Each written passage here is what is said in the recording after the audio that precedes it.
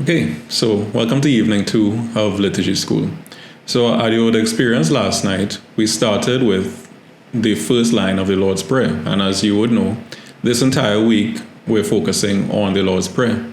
So I have, I suppose you could say, the second and third lines, where we know it as, who art in heaven, hallowed be thy name, or as I like to say personally, you who are in heaven, holy be your name. And I'll be transparent with you from the jump and let you know that I don't think that I have any big major personal insights for you tonight. But rather, I think what my responsibility is here tonight is to share with you some of the things that I might have encountered in my own life, share this with you, and hopefully it inspires you, but at the very least reminds you that you are so loved by God. And you were sent here tonight for a reason, especially because what you say matters. Every single one of you, every single one of us are agents of the Holy Spirit. God loves us so much that God's Holy Spirit is with each of us. And because we are guided by the Holy Spirit, as much as Liturgy School is about learning, this week we're learning what Christianity is more in a hands-on practical sense and not just simply in this intellectual sense. So these two lines here, who art in heaven, hallowed be thy name, you who are in heaven, holy be your name. We could simply say, because something we always say, is God is in heaven. But then my question, because to be honest, I just have more questions than answers. My question is, where is heaven? And I'm sure the scriptures might have something to say about that. But then another question I have too is, what if instead of thinking that we find God in heaven, we think that we find heaven where God is? But then of course the question is, where is God, right? And again, I'm sure the scriptures might have something to say about that. And I will add in here, not just the scriptures alone. I mean, of course, scriptures is one of our starting points, but our experiences as well definitely contain the answers to this as well. So then we move on to, and focus specifically, because the question we're discerning tonight is, how is your name made holy? And as you would see, I have 3 examples here. Not limited to these 3, but these 3 are major ones, meaning that God's name is made holy through the sacraments, through music, and through preaching. And this quote that I have here is from Pope Francis in a book that he would have had reflecting on the same theme that we are on here, the Lord's Prayer, on the Our Father. And what Pope Francis says here is that the prayer of Jesus, and therefore every Christian prayer, is first a matter of making room for God, allowing him to manifest his holiness in us, and also advancing his kingdom through the possibility of exercising his lordship of love in our lives.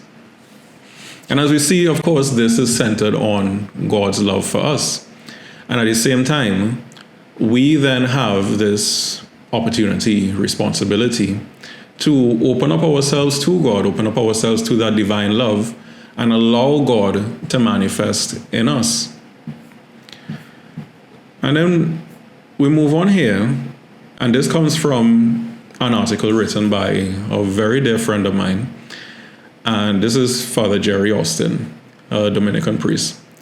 And what Father Jerry says is that conversion of the heart demands that we view liturgy in a new way. So then my question is, what is liturgy?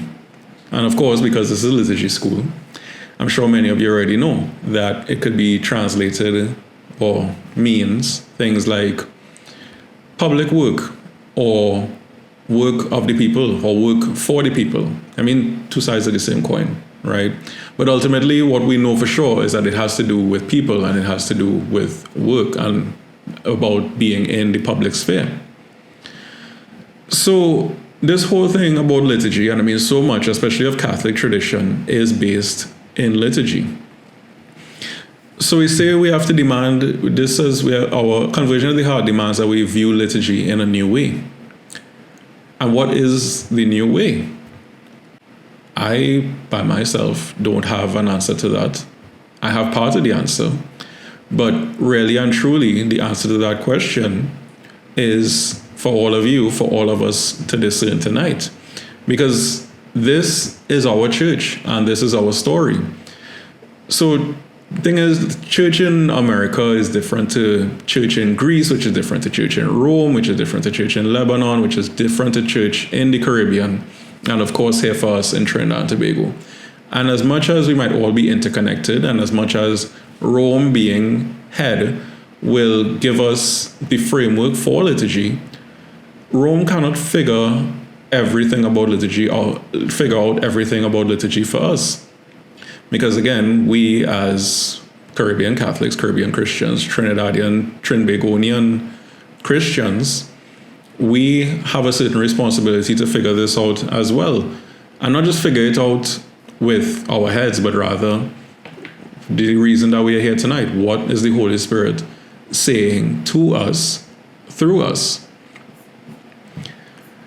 And one of the examples, as you all would have seen on this slide before, one of the examples that God's name is praised, the way God's name is made holy, is through the sacraments. And I don't want to assume that we all know what the definition of a sacrament is, as much as most, if not all of us, would already. But I am an RCIA catechist. So catechist, big up, because you all do immense work, and thank you very, very much for the work that you do for our church. So the traditional definition of a sacrament, as many of us would probably know, is an outward sign instituted by Christ to give grace within the church. And then you would see down at the bottom here too, we have the 7 official sacraments of the church, and there are different categories that we place them into. And when I sit with this, what at least initially comes to me is that the initiation of our understanding of liturgy in a new way is initiated through our engagement with the sacraments of initiation especially. I mean, through all of them, but these 3, baptism, and I'll put baptism and confirmation together, and Eucharist, they are the source of how we begin to understand liturgy in a new way. Especially because the thing is, none of these sacraments are simply events. They aren't one and done things. They aren't something that happens once and then we move on and we have some nice pictures because of it. Rather, the sacraments are realities to participate in, and we can be the ones to make the choice to choose whether or not we do participate in these realities. And then we have, as another example of how God's name is made holy, is through music. And coming from my same friend, Father Jerry, in an article he would have wrote, what he says here is that in your task as ministers of music in the liturgy, remember that each single person in the assembly meaning us, has something totally unique to bring. And the reason I wanted to highlight this quote in particular, because as we know, this wouldn't simply apply to music ministers alone, because we see how relevant it is here for us tonight as well. Everybody who is gathered here, and even the ones who aren't tonight, everyone has something to share.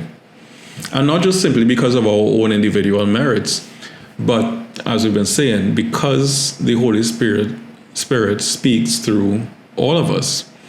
So one of the ways that I like to see it is like we all each have like a little puzzle piece, or we might all have a word or two in a sentence.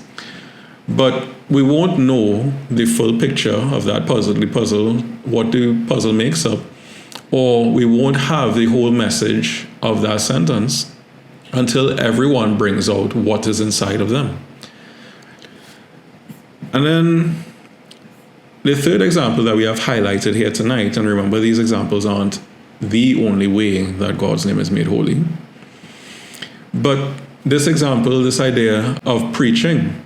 And then this quote comes from somebody who I'm sure many of you already know. This is another Dominican priest, Father Urban Hudlin. And what he would have said in a workshop he would have put on in 2021 on preaching, he said, as preachers, you have to know your story and the story of your hearers. Preaching must connect, convict, and convert. And as many of us know, preaching can easily make or break a person's faith experience.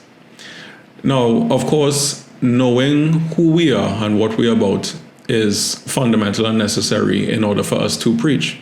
And preaching isn't simply for priests alone preaching from a pulpit, but rather preaching is something for every baptized person to do. And yes, of course, some might be more into it than others. Some might enjoy preaching more than others. But ultimately, each of us are called to preach the gospel, meaning the good news, meaning that we are loved by God. I mean, look at any point in the gospel, and we know that that message, that good news, is that God loves us so deeply.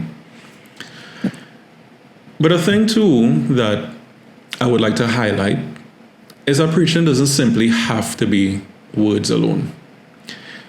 Because there are so many times where, throughout our history, we preach without necessarily using words. So, for example, I would like to draw your attention to this painting right here. Because to me, this painting is an example of preaching without words. So as we can see, it is a contextual Eucharist, as I would describe it, meaning that we have the monstrance, we have the host, the Eucharist in the middle, and we have the cross. Now, of course, no matter where you are in the world, Catholics, if not all Christians, will recognize these symbols, right? I mean, these are universal symbols across the board. And then too, as we would see, we have the sky, we have the palm branches, the palm leaves, we have the sunrise or sunset, however we want to look at it, ambiguous, and we have the sea. So we could separate all these different elements and see, okay, these are the things that are involved in this painting. But then when we look at it as a whole, to me, this is what it means to really preach and understand liturgy, not just simply from this intellectual sense, but more so from an integral lived experience. Because we could see, because of the palm trees, well, because of the leaves, the branches, we begin to realize, okay, the Eucharist is actually encompassed in this reality that we consider to be ours. And one of the things I find so beautiful too, because we don't know if the sun is rising or the sun is setting, which is something that often happens with us in our own faith lives, that ambiguity, having seemingly something that is giving us two different meanings and we're not sure what it is and we don't have a black and white answer to deal with it. So we instead have to sit with it, contemplate on it, and understand, especially through the grace of the Holy Spirit, what is being said to us. And then, of course, at the center of it all is what we would say is the source and summit of our Christian life, meaning Christ, the Eucharist, Christ present. And I have this in the center of my favorite wall. And then, of course, the center of this painting is the Eucharist. And the reason I want to highlight this, besides it being an example of preaching without words, is also because this was given to me by my significant other, my girlfriend, Natasha. And she would have created this last year in Liturgy School in the workshop section, in the art workshop. So for me, this, like I would have said, is what it means to understand liturgy in a new way and live that integrated experience. Now, what Natasha is able to do here, unless she was able to really put herself on the line, put her vulnerability on the line, and there's this Greek word, like that's meraki, which I think is translated something along the lines of to like live with heart, to live with soul. and more so to put your heart and soul into something, which is something I'm sure many, if not all of us, already know what that feels like. But the same thing too when it comes to our faith experience and when it comes to our preaching as well. So, I would share like this personal story from my life, because I feel like ultimately we have, presumably one life to live. And while we're here living on earth, we have an opportunity to really integrate our life and allow our lives to be informed by faith, and to allow our experiences to not just be informed by faith, but to even be imbued with our faith as well. Because what good is our faith if it isn't for dialoguing with our human experience?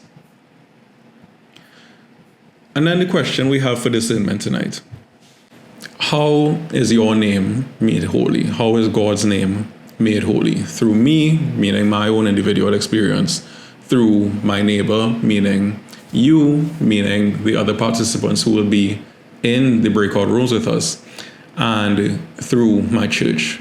And this isn't simply limited to the parish you might attend on a Saturday evening or a Sunday, but rather all of us here together and the universal church, the wider church. How is God's name made holy in me, you, and we? And this is what the synodal process is about too, moving from me to we, and really uncovering what the Holy Spirit is saying through all of us. But it does start with the self. So you would have received, besides the questions, scripture readings to meditate on. And I would have asked for you all to contemplate Psalm 96. And I would just kind of like to read it through quickly. I'm sure all of you would have already read it, but I would just like to read it through quickly before we go in. So Psalm 96 says, "Sing to the Lord a new song, sing to the Lord all the earth. Sing to the Lord and bless his name, proclaim his salvation day after day. Declare his glory among the nations, his wondrous deeds to every people. For great is the Lord and worthy of all praise. He is more to be feared than all other gods. The gods of the nations are merely idols, but it was the Lord who made the heavens. Majesty and splendor surround him. Power and beauty are in his sanctuary. Render to the Lord, you families of nations. Render to the Lord glory and power. Render to the Lord the glory due to his name. Bring an offering and enter his courts. Worship the Lord in the splendor of his holiness. Tremble before him, all the earth. Say among the nations, the Lord is king. The world is firmly established, never to be moved. He will judge the peoples fairly. Let the heavens exult and the earth be glad. Let the sea resound and all that fills it. Let the fields rejoice and all that is in them. Let all the trees of the forest shout for joy before the Lord, for he is coming to judge the earth. He will judge the world with justice and the nations with equity." So I'm looking forward to hear what the Spirit has to say to and through us tonight. And I will see you all when you all get back from your session.